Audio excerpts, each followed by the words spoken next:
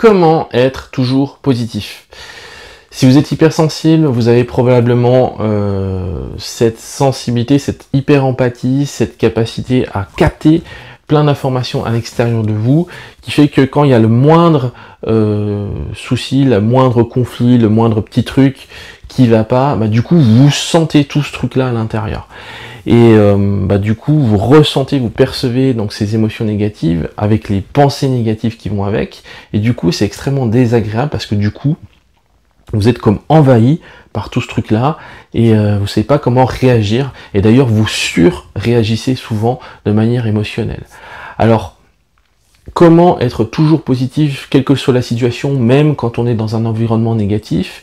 Eh bien, je suis désolé de vous dire, mais c'est une fausse question que vous vous posez. C'est une question qui vous mène nulle part, parce qu'en fait, la réalité, c'est que qui que vous soyez hypersensible ou non, tout être humain va vivre des moments de haut, des moments de bas, et on peut pas être tout le temps positif, on peut pas tout le temps être dans une vague d'amour, de joie et de bienveillance. C'est pas possible. Il y aura forcément des moments de haut, des moments de bas, des moments agréables et des moments moins agréables.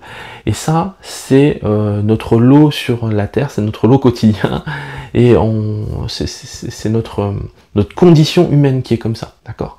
Donc vouloir nier ça, c'est juste pas possible.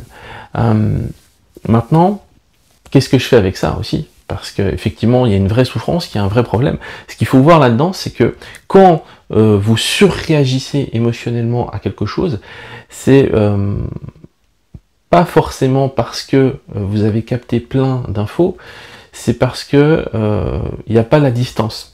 Et s'il n'y a pas la distance, c'est parce qu'il y a encore des blessures qui sont activées au fond de vous. Si je surréagis à quelque chose, vous pouvez voir, je suis sûr que vous trouverez plein d'exemples dans votre vie perso. Si je surréagis à quelque chose, à un événement, c'est parce que ça fait résonance à une blessure, à un vécu douloureux que j'ai eu à un moment donné dans ma vie.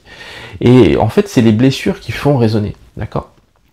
Quand on a guéri ces blessures, et du coup, on peut être hypersensible et ne pas être touché par, en tout cas pas être impacté émotionnellement comme c'est le cas pour dans certaines situations.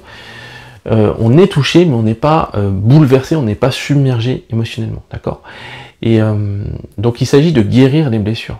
Et c'est pas si long et si difficile qu'on le croit, d'accord? Il suffit d'avoir la bonne méthode et de savoir s'y prendre. Et mais comment être toujours positif, ça c'est une fausse question que vous vous posez, c'est une question qui vous mène nulle part, c'est une voie de garage. Donc la vraie question que je vous invite à vous poser pour remplacer celle-ci, c'est comment je peux traverser ma vie, comment je peux vivre ma vie de la manière la plus agréable et la plus positive et la plus constructive possible quand je rencontre du négatif, quand je rencontre des résonances émotionnelles qui réactivent mes blessures, comment je peux, tout en continuant à vivre ma vie, d'accord, tout en continuant à respirer ma vie, comment je peux transformer ce négatif en positif, en fait, d'accord? Et en fait, votre vrai pouvoir, il est là. Votre vrai pouvoir, c'est comment je regarde les choses, d'accord? C'est une question de point de vue, et c'est une question de, ok, il y a du négatif qui m'arrive dans la gueule, qu'est-ce que j'en fais de ce négatif? Est-ce que je continue à faire l'autruche et à ne pas vouloir le voir, et à l'ignorer, et à dire ça j'en veux pas, ou à dire, ok, la réalité c'est que il y a ça. Maintenant, qu'est-ce que je décide d'en faire? Et c'est de votre responsabilité. Donc tout ça, c'est ce qu'on voit dans les ateliers Cultiver le positif.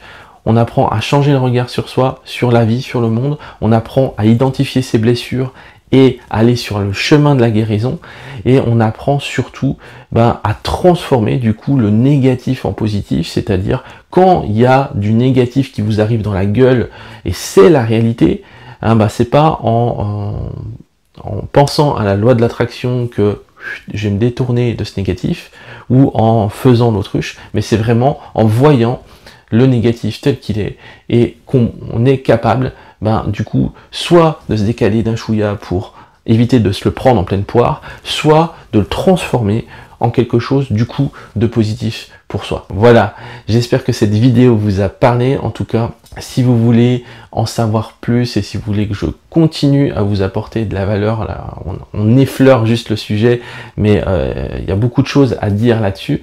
Si vous voulez en savoir plus, je vous invite à cliquer sur le premier lien dans la description et à rejoindre mon club privé, les hypersensibles déchaînés, et vous recevrez plusieurs mails par semaine pour vous apporter un maximum de valeur. Vous pouvez vous désinscrire à tout moment. C'est vous qui choisissez.